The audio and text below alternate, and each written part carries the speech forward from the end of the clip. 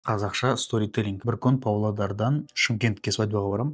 Сол жақта, в общем, бір жолдас балам, бір алтын дос балам сол жақтан күтіп алады да, қыдыртады, в общем. Қыдырып жүріп, аквапаркқа барамыз. Аквапаркта жүреміз. Балам сол кезде 2-де, әлі кішкентай. Сөйтіп, плавки, круг бәрін алып жатқан кезде айтады, бассейнге шығып қоймасын балаңыз, там памперс кигізіп қойыңыз деп. Все дейміз да, короче, а то штраф дейді, короче. Бассейн үлкен далада. Балам жүр қасында, мен сестренкам болды, кішкентай қарындасым болды, сол қарап жүр, в общем. Сөйтіп қасында балалар көп ойнап жатыр, біз басқа жерде шомылып жатырмыз. Сосын бір кезде балалар шыңғырып қалмай ма, соған бұрылып қарап қалсам, короче, менің балам түсіп қойыпты. Менің балам түсіп қойыпты суға. Менің балам суға түсіп қойыпты. Короче, өзі жүр, сестренкам ұстап тұр, и осы жерде, короче, бір цельный кусок говна жүр ғой, короче, қасында. Мен сразу есіме штраф түсіп кетеді, сразу жүзіп барамын ана жерге. Бір қолыма богын саламын, бір қолыма баламды ұстап аламын, и сразу судан шығып кетемін, короче, балаларға деп кетемін. Слушаем, но не осуждаем.